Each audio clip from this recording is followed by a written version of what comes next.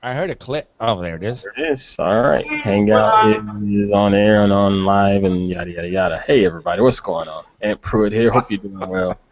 I'm unbelievable as always. Welcome to another edition of Point and Shoot here, hosted by me and the smartphone photographers community. Thank y'all for coming out. This is the weekly Hangout on air. I'm going to say that loosely. Weekly. Hangout on air where myself and the other smartphone photography community members get together and we discuss tips and tricks to make you a better smartphone photographer. Because believe it or not, most of the time you can really get some good shots out of your phone. You know, don't worry about spending gobs of money on the big fancy cameras when you're carrying around a much cheaper device in your pocket, and it'll really take some nice shots. Just put a little effort into it. Each week we also get together and have a challenge, if you will, and we'll base it on some type of topic or technique or whatever. You know, we might say do things in all black and white, or take portrait shots, or take selfie shots, or food shots, or whatever. Or we might even get fancy and say things like chiaroscuro. I guess that's how you say that word. You know. You never have learned to say that, right? Have you? No, it's been how many years now? But yeah, we have fun here, and we take those challenges to help us get better at taking shots with our smartphones. So tonight we're joined by all community moderators. I'm going to allow them to introduce themselves before we get into the different topics tonight. So we'll start out with my man down in Texas, Michael King. What's happening, bro? Not much. Just got back in from Dallas. Happy holidays. You went on Thanksgiving travel like most of us went? Yep. And since this is my week of vacation, I use it to go Christmas shopping. So I did some in Dallas. I did some today. And I'm just about finished. And Amazon's going to take care of the rest. Yeah, this is that for time Amazon. of year. All of the vendors love us, especially us tech folks that have this techno-lust and really like to buy a bunch of gadgets on Black Friday and TVs and all other different types of electronics. So yeah, they're smiling at us right now, begging us to hurry up and end this podcast so we can spend more money. I already spent enough. Robert's going, no way. I'm done. Appreciate you coming out, Mr. King. Next up, we got my man Mike Sweeney out in sunny California. You betcha. Although it's a tad damp today. A tad. He got an eighth of an inch of rain. Yeah, it's actually maybe a half inch. It's flooding. It's flooding out here. Yeah. Oh my gosh. Knees on the road and it'll flood.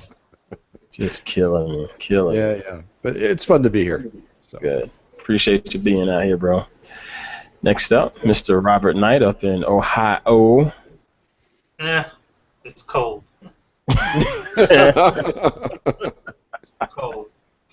I love it how he's always thrilled. Oh, yeah. It's still 70 here.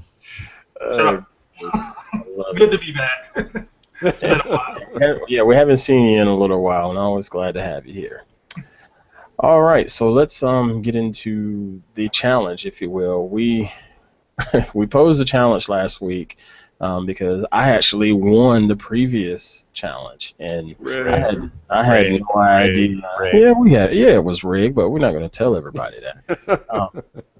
I had no idea what to go with, so I just dinked around and looked up a few things and came across something called, and I hope I'm pronouncing it correctly. Is it holga? Holga, yes. Okay, holga. You only get trouble if she's Swedish. and honestly, I had never heard of holga. I looked it up, looked at a few different sources to try to figure out what it was, and one definition that I put down was the low-cost construction and simple meniscus lens often yields pictures that display vignetting, blur, light streaks, and other distortions. In other words, it's a cheap-ass camera. Yeah, and that's what I was going to think. I was thinking, is it like just a plastic lens or something like that? You know, That's is exactly it like, right. You know, is it like a disposable cameras, or that was the first thing that came to my It wasn't mind. disposable. It wasn't, in fact, a name that you'll hear a lot about something like that. It's called the Diana, and it actually had a flash unit that came with it, but it was a semi-rugged, totally plastic lens camera. But it actually took halfway decent pictures. Nice. It had the vignetting. It had the weird leaks. The back of the case didn't seal well all the time, so sometimes your film got a little extra exposure that you hadn't accounted for. Right. But there's a whole cult following for this style now. Diana is what you called it? But that was the camera, yeah. Okay. Hadn't heard that. Oh, I remember those. It was very interesting. Yeah, you're old enough to remember those. I'd never heard of it. And so when I looked at the examples that were available online, it had a very distinct look. And I'm hoping that we'll be able to capture that in the challenge. And I know I saw a couple out there that I thought captured, the essence of holga. So I'm going to share my screen, and we're going to take a look at a few of them, and, just to highlight them. And we'll also look at the winning shot for the challenge. So bear with me for a second while I click screen share. And I'm going to move this tab over here first. And then we're going to say screen share. Are we going to say screen share? Did it work that time? Bump. And let's try this again. Hold on. Well, I saw it over on mine.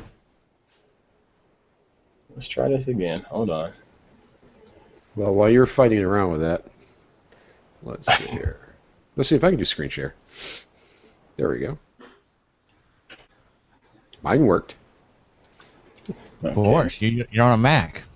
So this is a page that has got a lot of cool information about the camera, and you can see the interesting little flash unit it's got, and now it comes in all kinds of cool colors and textures. Shoots 120 film, so it's a little different than some of them that use 35 millimeter. But if you want to try film and actually really have some fun with film and not the smartphone, this is a great way to just go out there and have a ball with it. Well, they still make film? Dude, yes, they do, and people still develop it. Get over it. I know. I haven't seen film in a long time. Walgreens used to have it all the time, and I can't find it. Actually, I was in Rite Aid, and they still have film on the shelf in Rite Aid. You can buy it. Okay. But you can buy it online all day. I mean, Amazon sells the stuff by the brick still.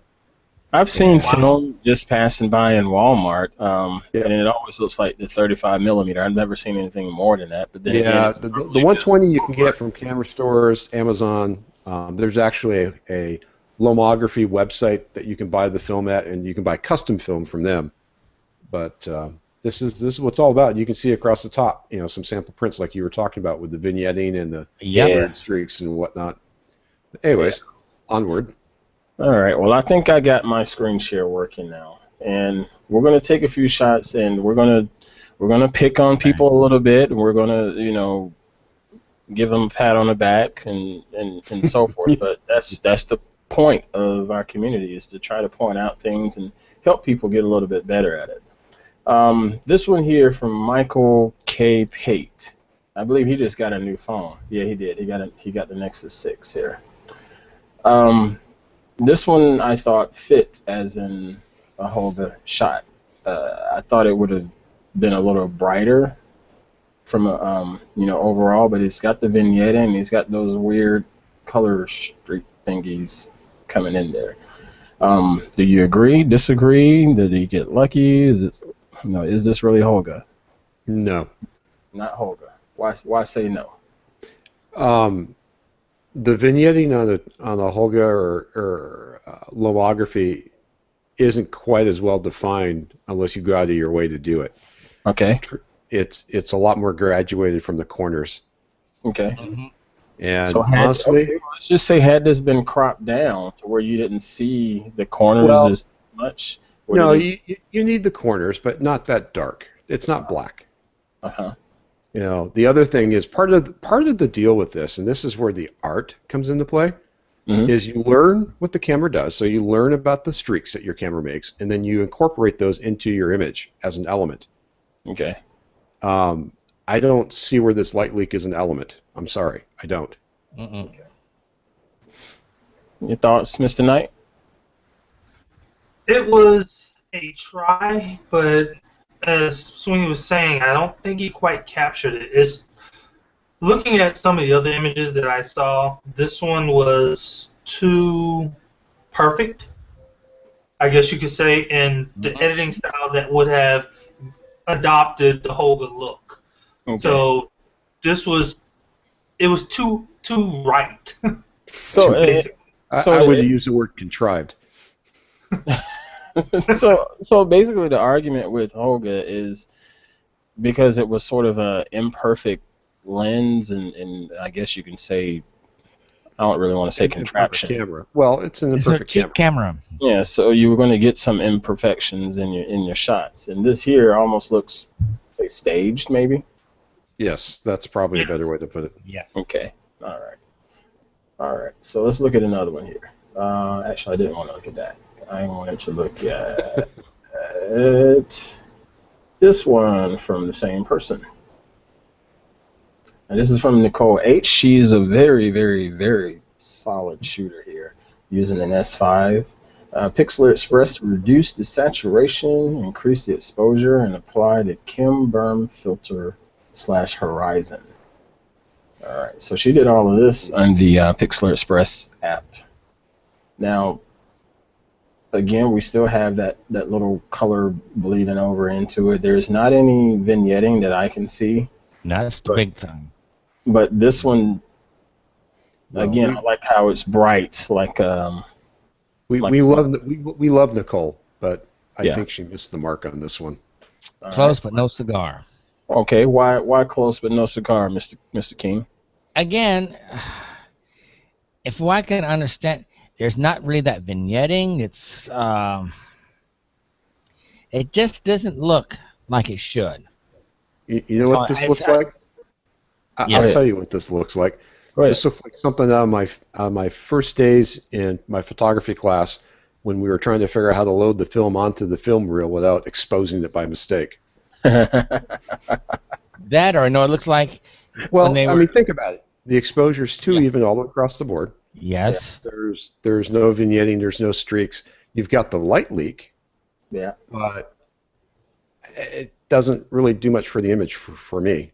Gotcha. It kind of looks like you also, if you were learning how to develop film, you didn't do the developing just right. You didn't mix your chemicals, is what it is.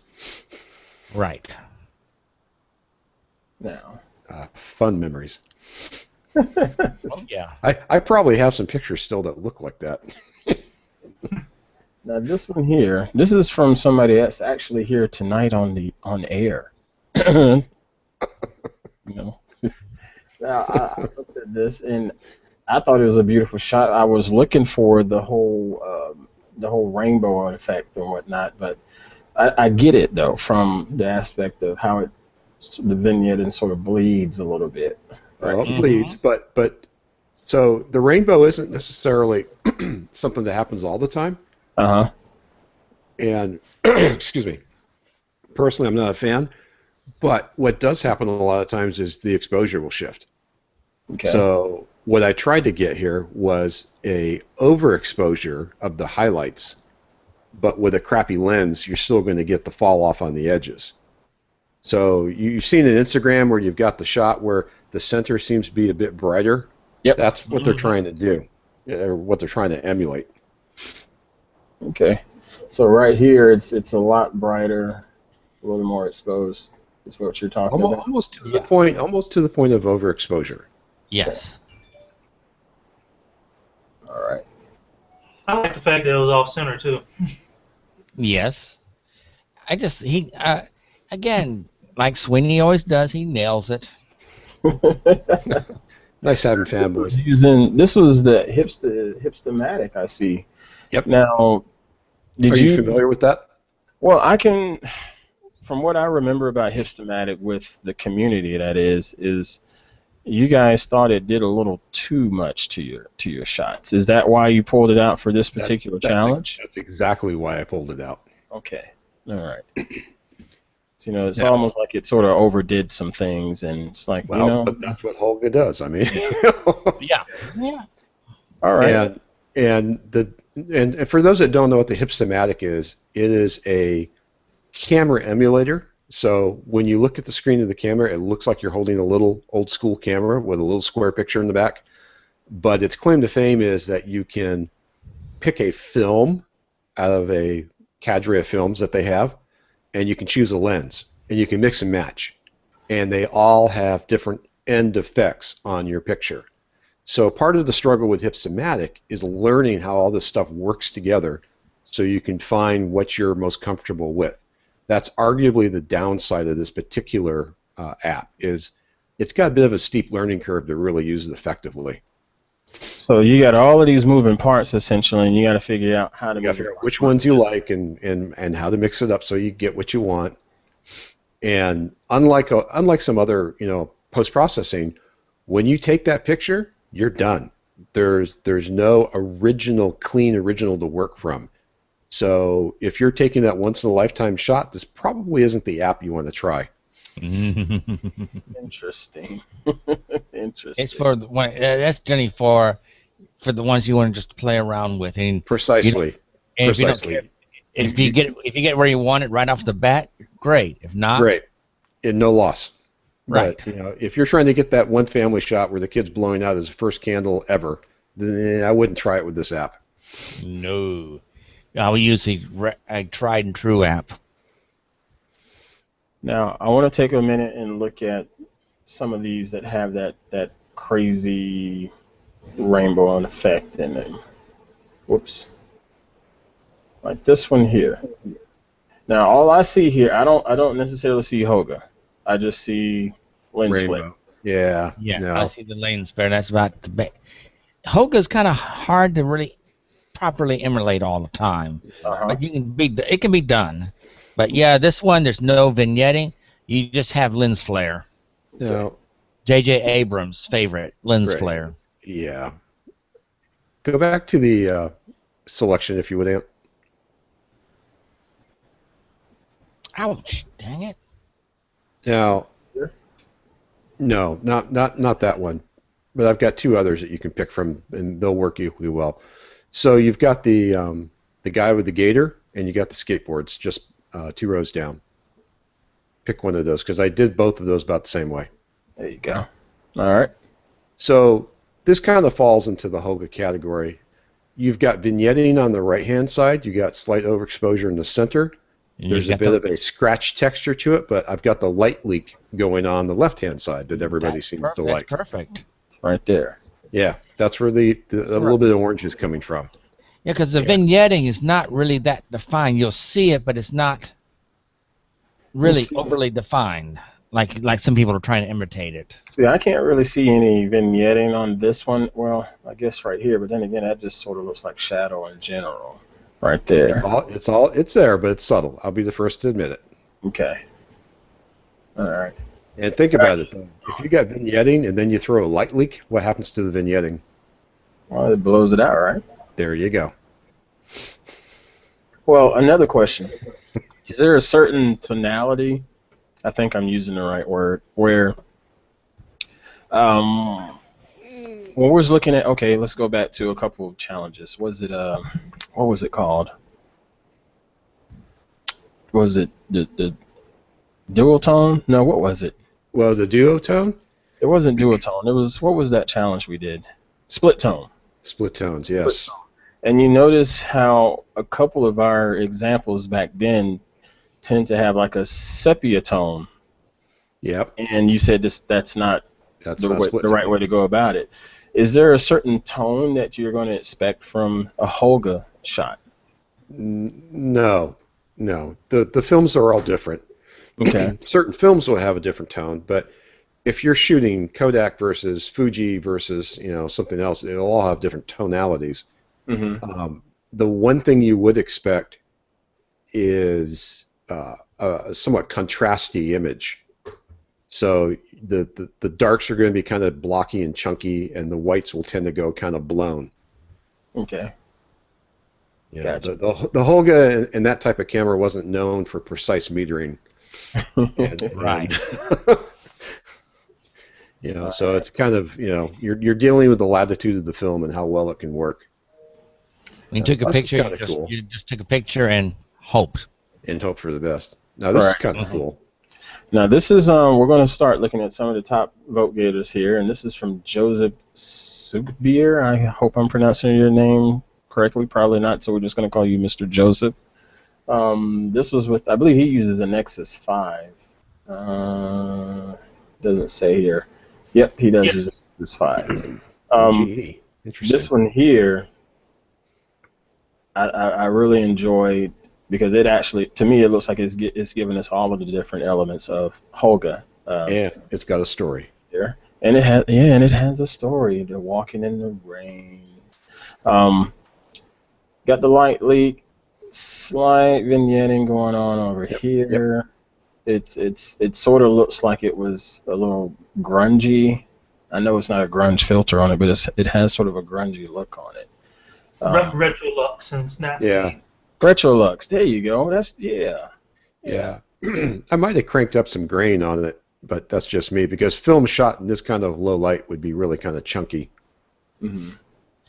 But yeah, it got it, because you do see a little bit of the vignetting, because the vignetting, some of those were kind of subtle. Sometimes it's real bad, depending on also how well the camera was made, and they were not.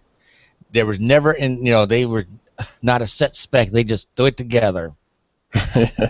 Wasn't exactly precision engineering. Call that mass production in general, right? Right.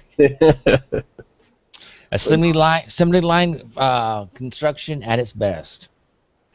There's one more thing that I like about this shot, and it's sort of like an illusion to me, and I might just be sleepy as I'm looking at this.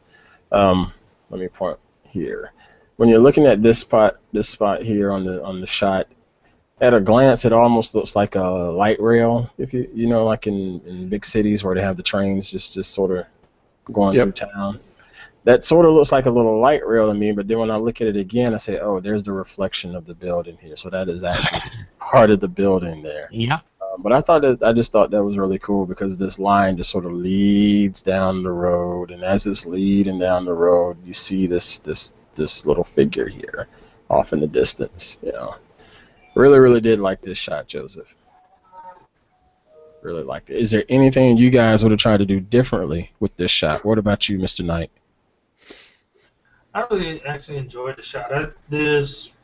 I wouldn't have changed anything really about it. It's one of those shots that it works within itself. I like the reflection off of the building. You have the person walking down the street that actually reflected in the glass as well.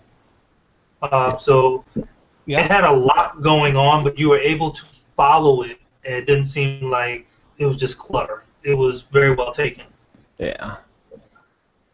King? Now, I have to agree with everybody. I would have left it alone. Perfection he's already nailed it. Good. Mr. Sweeney?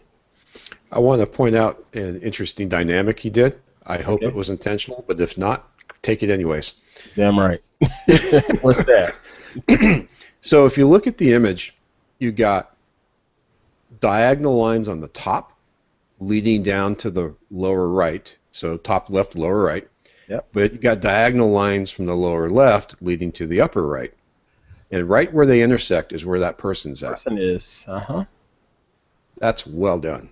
Yeah. Because those lines is what push your eye right to the subject, along with the brightness right there. Yeah. Good composition. Yes, indeed. Yes, indeed. I have a question for you. It just came to my mind. With science getting involved, holga shots, are they easier to produce in bad weather because of water and light coming down and all of that good stuff? Depends what you're trying to do. I'm not sure exactly what you're asking. Well, no. Okay, let's say I'm sitting outside in the rain up under like an awning or whatever. All right. And it's a serious downpour, but we have just enough light from the streets. Have you ever taken a shot where the rain really screwed with the lighting of your shot? Let's think about this a second. So in today's world, with our smartphones, it's actually a lot easier to make a, quote, holga, or lomography shot. And the reason is this. The typical plastic holga camera is shooting ISO 200 to 400 and roughly a 60th of a second. And very few of these cameras have any range of adjustment on it. So when you're in low light, you're pretty much screwed. Your smartphone, on the other hand, has got ISO 1000, 2000, maybe a little higher. And you're shooting at 2.8 or 2.4, 2.2 f-stop, and you've got a shutter speed that can go down to 2 minutes, 5 minutes, 10 minutes. So you've got the equipment with your smartphone to get the proper exposure to apply the effect to. And that was missing from when you're shooting on the film side of the house. Makes sense. Now, some people would say that's a liability. A good photographer will take the limitations of that plastic holga camera and turn it into part of the art form. Word. All right, so let me pick on another one here.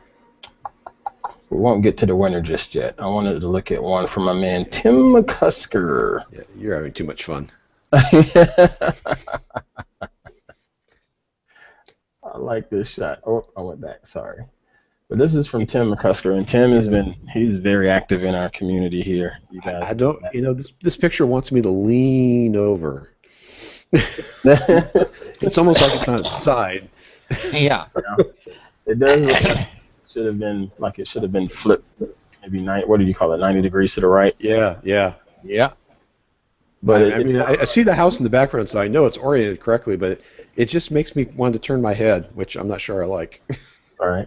It does make it. You know what? You're right. I turn your head. It looks like there's a tree that's going out sideways, and it really looks like it's it's a vertical tree that it was.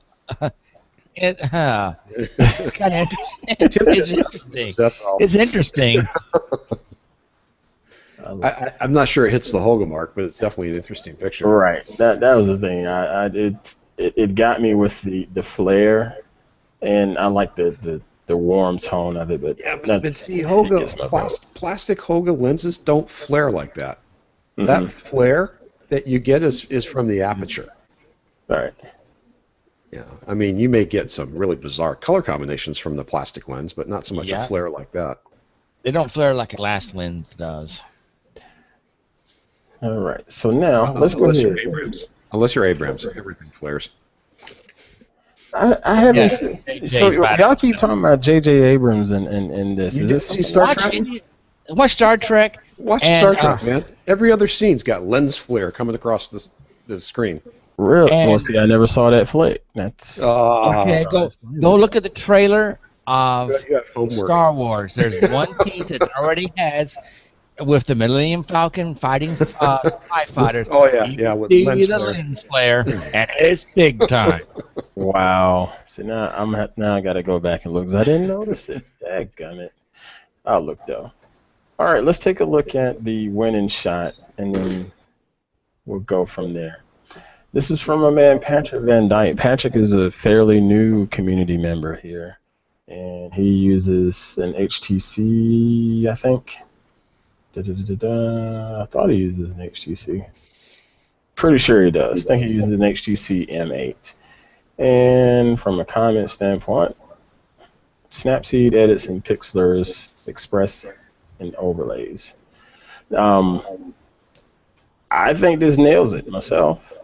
He's got all the elements there, right? Yeah, and it's grainy. He nailed the because it said there some of the vignetting and you'll see on it might be bad on one side, you might not see much on the other, but it's a lot of grainy and all the light leak and everything. This one I think really looks good. And I also like the fact that the way this car isn't necessarily bullseye straight down the middle. It's a little off to the left. But it still gives you a nice little depth of field and distance there. Mm-hmm. What are your thoughts, Mr. Knight? It was my favorite. I think he captured all the elements of it. I also liked the composition of the picture. Yeah. the mountain in the background. I like where the light leak kind of came right there at the mountain. Yeah. It just kind of fit, and the light leak it hits that smoke fog cloud area. It seems like it kind of disperses. I like that a lot. I like the bridge that's coming over, adds another element, and then the guardrail going straight down the center. It just continues and takes you down the photo. Really well done. Is it safe to assume that his light source is behind him in this shot? Yeah. Plus the blowout of the real bright light source is on his left. Yeah, okay. But also the clouds that blow out is perfect too. Kind of overexposure. Which one's right here over this little arch? Yeah, in the clouds. You see that really bright area? Yeah. It's like it's a little overly exposed. Gotcha. Yeah, you can see the shadows on the road, and then the I see the shadows right there. Yeah, so the light source is left. They're kind of long, so he's probably early in the morning. Yeah. Or he lives at some weird, latitude somewhere. You never know, man. We're worldwide, dude. I understand. I had to stop and think about what I was saying. Anything you would have done differently with this, Sweeney? I don't know. I mean, you guys are liking it, and that's cool. And I think it's interesting, but it's not my favorite out of the group. I'll say that. It didn't give you holga? It gives me holga, but there's something about the composition that just kind of bugs me. Oh, come on. Yeah. What is it? I don't know. I don't know yet. A buggy down the street. So that's your homework then. I want a full report on what it is. Maybe it had the Portis crop on it or something. Oh gosh, we really had to work him in on this one. Yeah. I think I can see something maybe that Sweeney. If you look at the vignetting, it doesn't look like it goes all the way around. You just see on the top and a little bit. But that's fine. That's not a perfect vignette. It's not the vignetting. It's not the vignetting. I'm not entirely sure what it is, but there's just something nagging at me about it. It's the laser ray coming from the sky. Is that what it is? Yeah. This right here. Yeah, it's really. That does look like some Skynet going on right there. Maybe there's a UFO firing, and there's an alien warship up there firing at it. In other words, I will not be going to wherever Patrick Van Dyke lives because I will get shot down with lasers. That's right. Very nice. I like the mountain. Nice. I like the clouds. I like the bridge. I don't like the guardrail. The guardrail? Yeah. There's something about that that's just bugging me. And see, that's what makes my eyes just say, run along there, keep running. Keep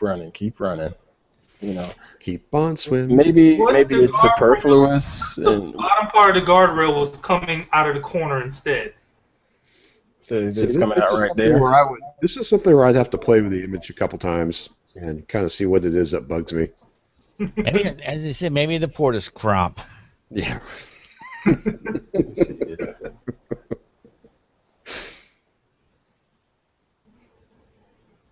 What about like that? Yeah, but see, when we do that, we lose the mountain, which is kind of cool. Yeah. And so I'm kind of wondering if he had played with the angles a little bit more. When he took the picture. Yeah. That might have done something. I think we're dealing with a moving vehicle. That's not my problem. You asked me what I changed. Tell them to stop. Pull over. That's right. Dedication, man. I pulled over to take pictures. Yeah. It looks like there's no place to pull over there. My problem. Stand up in the sunroof. I've done that a time or two. It's like, let me just stop right here, pull over on the shoulder. You don't have much of a shoulder. As you zoom in and get that rail more into the corner, I like it better, but I don't like losing that top skyline. So I think it is the angle right there. Yeah. Interesting. That's just me being a curmudgeon. Oh, that you are, Sweeney. That you are. Well, I'm going to turn off screen share. Dang it. All right. Those were some great shots, folks. We got about 20-some-odd people that submitted some shots this week, and I appreciate all of that participation. And hopefully, we learned a little bit more about holga and can apply it to some of our other shots that we share. throughout the week. So, Mr. Van Dyke, since you got the most +1s on your shot, you are now tasked with giving us a challenge for next week. And I presume we're going to be recording next week. There's no holidays or anything like that going on. So, Nope. get it to me or get it published as soon as you can, so we can get a good jump start on it and No slacking.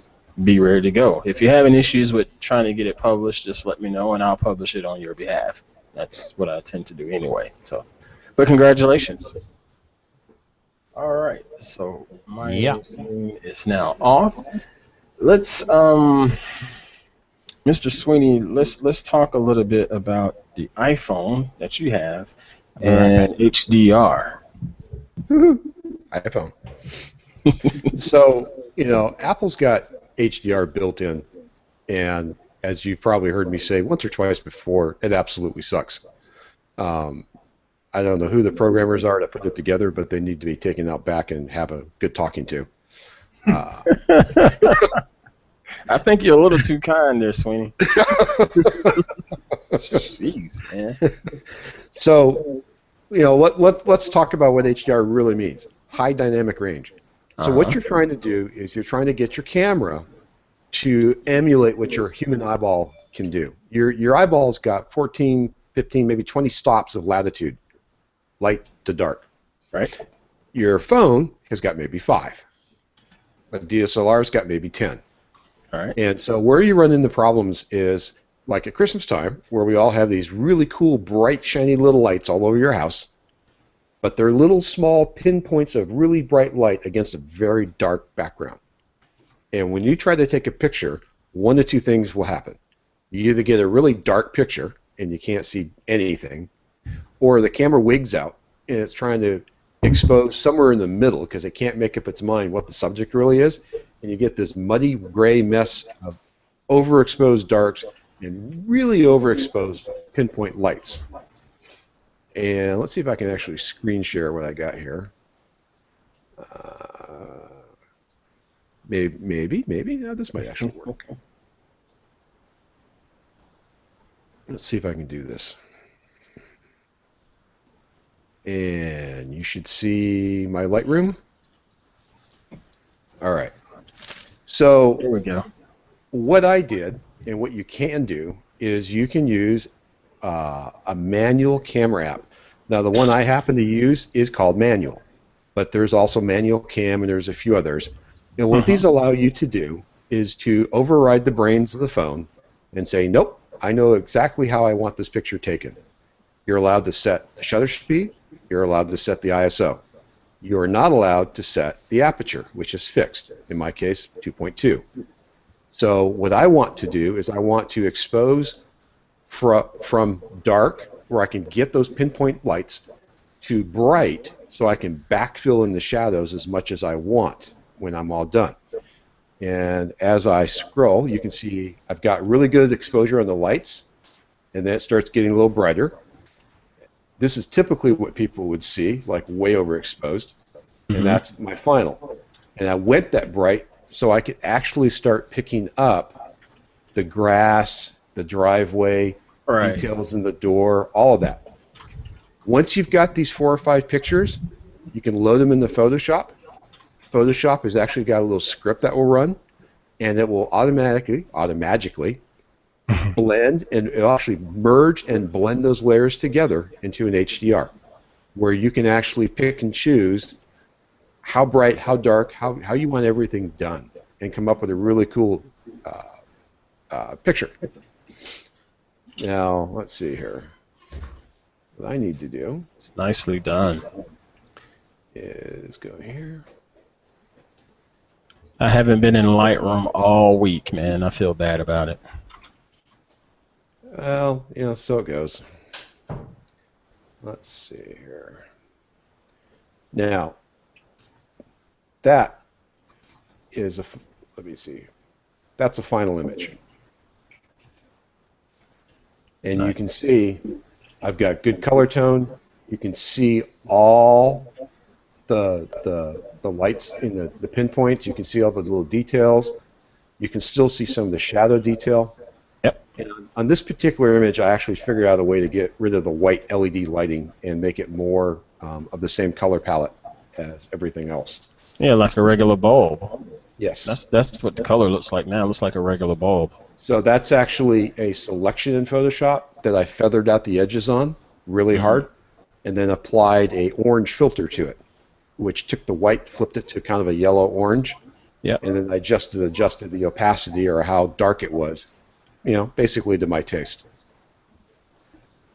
But I mean, at this point here, you're treating the iPhone as if it were a real, quote-unquote, a real camera.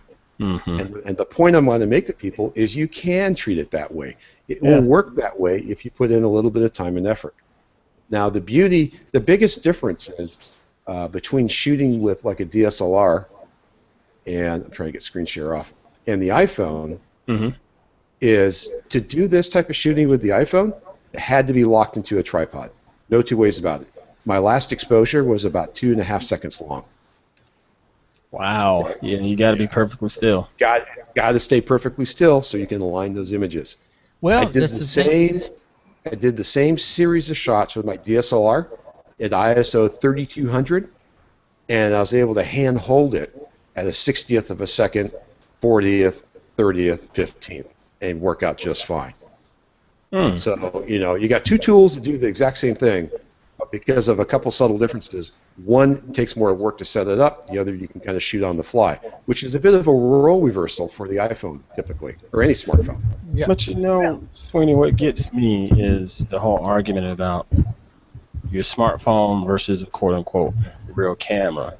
Even the quote-unquote real cameras, they have their own different limitations, and you have to adapt for those limitations, just like you would with a smartphone. And I don't think society or not this community, but people in general really get that. No, they don't. And there was another book that came out last week, and the only difference between the author and myself is the fact that he's a Pulitzer Prize winner, so everybody knows who the hell he is. Oh yeah, I remember seeing that book on Amazon. I thought it was hilarious. I giggled. And when I read some of the excerpts, I giggled all the more because he says the exact same thing I do. Yeah. And he figured it out the same way I did, and that was he put down his real camera, picked up the iPhone, and shot with it exclusively for a while, and realized once you learn the ins and outs and the quirks of it, it's just like any other camera. And even with that said, you understand, far as okay, I have this much light to work with this smartphone versus with the camera. That's one part of it, and then you get into your processing. Again, that's still just how much time you want to spend on it, and how much time you want to put into it to make it look even better or enhance this or that. No, that's the saving grace to any smartphone is you and I can do things in our smartphone in real time. Yeah. That the guy with the DSLR doesn't have a prayer of doing. All right. I mean, he's got to take his camera, he's got to pull the flash card, he's got to load it into his computer and load up Photoshop or do something. Meanwhile, you and I are actually editing our picture on Big Thunder Mountain in Disneyland and emailing it to the world as we're going around the turns. Yep. Yeah, pretty much seamlessly. I mean, it's pretty amazing what you can do with it. But this is the same. I explained it to other people this way. You can own one hammer and hammer any nail in your house, or you can be better, like a professional, and own 5 hammers and use the proper hammer for the job at hand. That's right. That's right. I mean, there is no difference. Use the proper tool for the proper job. That's right. Good stuff. Comments, Mr. King? Well, he's always got comments. Up yours. I rest my case. They're really for HDRs using a SLR. The best way to do it is with a tripod like you do with the iPhone, but right now, the iPhone, well, any smartphone, especially the iPhone, I no longer use my G10, which is my point and shoot. Mm-hmm. I strictly use my iPhone 6 Plus, and I'm quite happy with it. Right. Because you still had the convenience of a point and shoot in your pocket. Right. It is a point. Really, people that say a phone is not a real camera, it is. They're nowadays they are gotten. At first, there was just a novelty that you can take little snapshots here and there. Now they're become a very serious camera, and each time, no matter who the maker is, each time the camera gets a little bit better, and it's really a bona fide camera. Yeah. Thoughts, Mr. Knight? Mr. Knight, you there? Yeah, I'm here. I'm here. This is Kane reminded me about something I read maybe a week or so ago.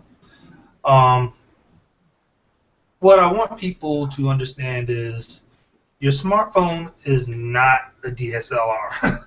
No, Your smartphone is you can't. It doesn't. Majority. There may be one out there in development somewhere, but it doesn't have optical zoom, where you're going to zoom in and keep that clarity. Oh, come on! You got optical zoom. You got eyeballs and you got feet. There it is. So you knew that was coming. You knew that was coming. What ticks me off about comparisons is when I read these photographers quote who unquote are been using professional cameras or whatnot, and they're like, "Ooh, smartphone." They get all smug about it. They're like, "Well, they can't do this and they can't do that." Well, guess what? Yeah, they can. Not compared. If you're using a $500 camera, a $500 smartphone, you have a dedicated piece of equipment that's built to do what it's supposed to do. You're taking a multi-tool, right, and slamming it. Yep, because it can't do what your dedicated piece of equipment does. That's not fair. That's not right. Yeah. That's like me I can't saying, phone home with my Nikon. I want a Lamborghini so I can, drive as fast as I want, but instead I get a pickup truck, and I'm like, well, it still can't do what the Lamborghini does. But I can pick up groceries. Oh, come on. You can put plywood on top of your Lamborghini. Just hold it down with your hands. Yeah, that's going to work. Yeah, that's right. But, just like you really can't put a $500 to several $1,000 lens on a cell phone or a smartphone camera. Well, you can do it to a degree, but it's not. It's not. I'm not the one you should say that to. Wait a minute. I mean, this. Come on, King. This guy's lower third says iPhoneography MacGyver. Come on. True, but give me some gaffer's tape and a rubber band. I'm good to go. But still, it can. A dedicated camera, yeah, especially the SLRs, yeah, they can shoot circles around any smartphone. But I guarantee you, for just a quick shot that you want to keep, but it's not. Okay. I was out when I took some pictures. I'm going to put them up in the groups soon. On the way home, there were some interesting shots. I didn't feel like pulling out of my bag my camera rig that I carry. I use the iPhone, and it just did everything I wanted to do, and did it perfectly. And the shots came out the way I wanted it. No, I know it's not. I know if it's going to be something I really, really, truly want, like when I go rail fanning. Yes, I'll use my SLR. Yeah. But there are certain things I will use the iPhone, or if I had another smartphone that if it does the job right, I would use it because they are so good and they're so handy, and they're not as heavy as those things. Mine weighs a ton because it's a full frame camera. What's that you got there, Sweeney? Other people that grate my nerves are the ones like, it doesn't take good low light pictures.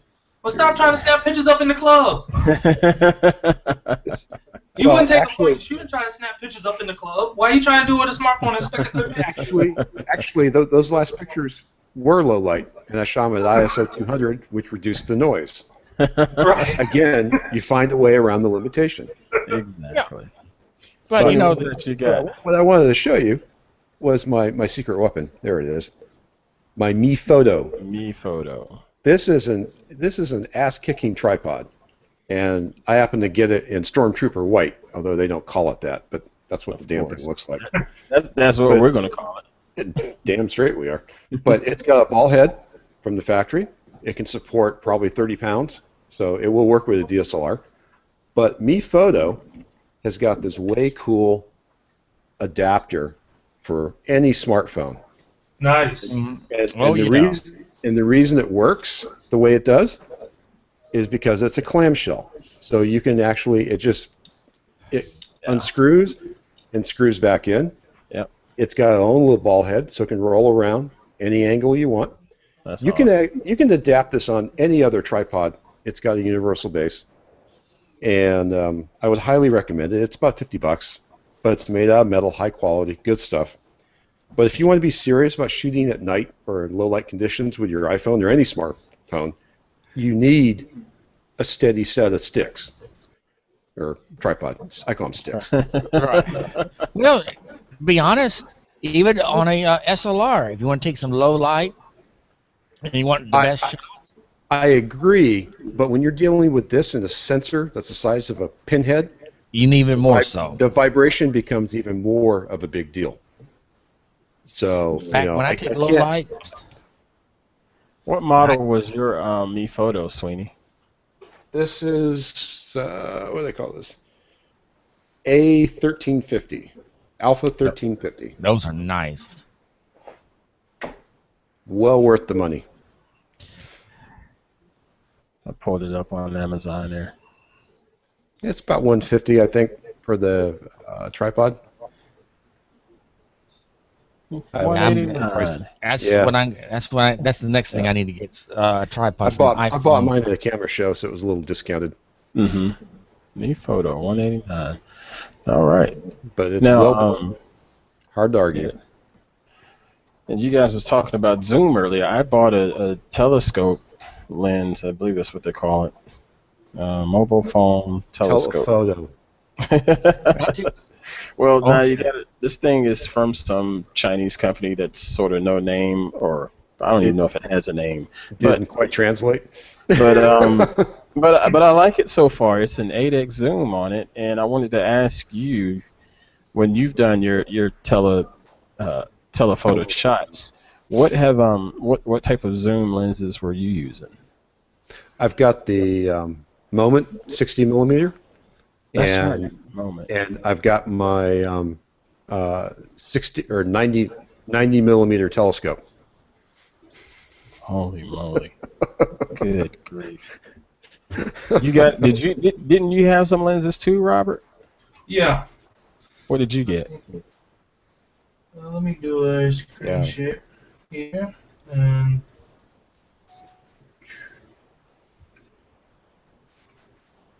there you are. All right, you guys got that?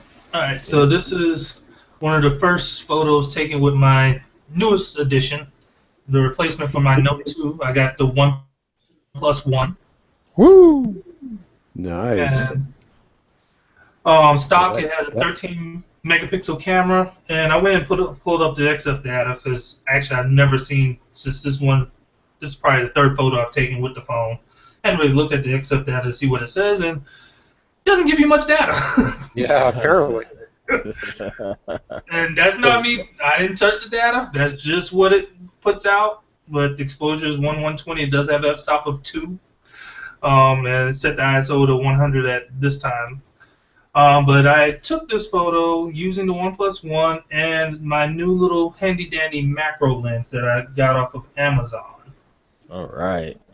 And actually, Nicole H, she has a macro lens, and I've been admiring her photos lately of the macros she's been doing. So I asked her what macro lens she has, and she has a kit, and hers it's the wide angle, and you take it apart. And yeah. I kind of didn't need that because I already have wide angle, I already have fisheye, and I'm a little OCD about I want one piece of glass. No, wouldn't it? Oh boy. So I continued to hunt, and I found this company on Amazon called Easy Macro. All right. That's pretty sweet. And what it is they have a macro lens, basically in a rubber band. Nice. Wow. Fits any phone. You just Wow. Yeah, How I like simple that. is that? It was like $12 with the shipping. Shipping How like simple $3. is that?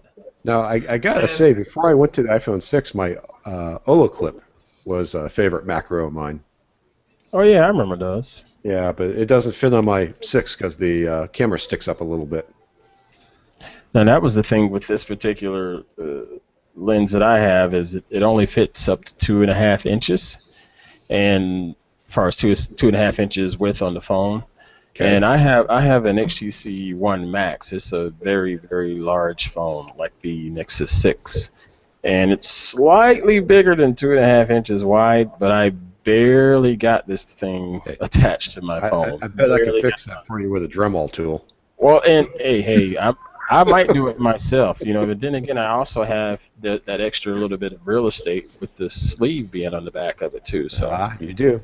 but yeah, it so far it's been working. It works pretty good. I took a few shots yesterday. I haven't done anything since then, but I'd like to get a video review up for you guys and share it with you. Hopefully Saturday or Sunday, and let you pick at it and critique it and so forth. Well, we are a bunch of hardware We junkies. will. All right, before we get out of here, is there anything you guys would like to share, Mr. King? Not really. All right, Mr. Knight. I'm good. Just visit me over at 500 Picks. Christmas gifts. I'm selling. Come on. Tis the season. Tis the season. Humbug. Oh, wait a minute. I did want to run one thing by you guys. The going back to holga. What I had intended on doing this week was buying a disposable camera and just taking it apart and trying to do, like Sweeney says, grab some gaffer's tape and so forth and strap it to my phone. What was I going down the right path with that? Your thoughts? To try to produce an What do I imperfect do? shot? I tape everything to my camera, so what the hell? Okay. Well, that was my thought. I was like, it's if it's going to work, it's probably going to give me a really bad shot, so that meant it worked. And that was my thought. Hard to say. Yeah, That should I be think a the good next time shot. I go out, I might hook up my $5,000 lens to my camera, to the iPhone, see what it does. Yeah, just to see what the heck happens. I thought about that. It turns out if you take a 50mm lens and flip it around, you can shoot through the front. Is it through the front or the back? Yeah, you flip it and you can shoot through the lens on your iPhone and actually get it to work. Wow. Well, and that's the thing. You never know this stuff until you try it. Well, actually, the flipping the lens that's is the an fun. old film school trick Mm-hmm. because that was how you used to get a close-up. Is you would reverse the lens and it would function as a close-up. Very And nice. I was just kind of goofing around one night and I go, I wonder if fill in the blank. I love it, man. I love it. Fine ingenuity in our little brains at times. Yeah. All right. I've got something here, What you got? and this is up for grabs if anybody in the community wants it. I have an eye stabilizer mount for a tripod. This is one that stretches out. That's what my lens. That's something how my lens connects to, just like that. And because I run with larger devices, I have a larger one to use for that. But this one will fit the iPhone all the way up, I believe, to the 5S. That's pretty sweet.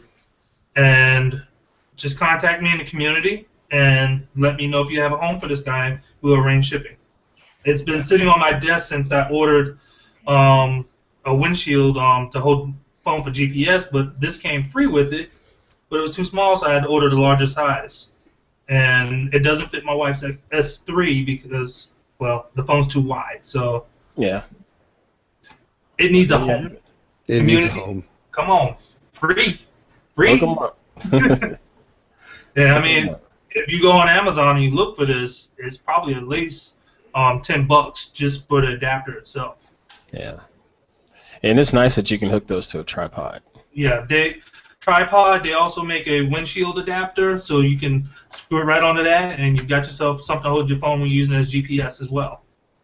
My camera that we're using here for this hangout is sitting on a tripod, and I may try to take it out and use it on my smartphone now that I have something to mount it to, just to see what I can do. HDR, baby. Yeah, Play with HDR. Mm-hmm. It's going to be fun. I look Well, you forward got to it. Photoshop now in Lightroom, so belly up. Yeah, I got to use it. I'm paying for it, damn it.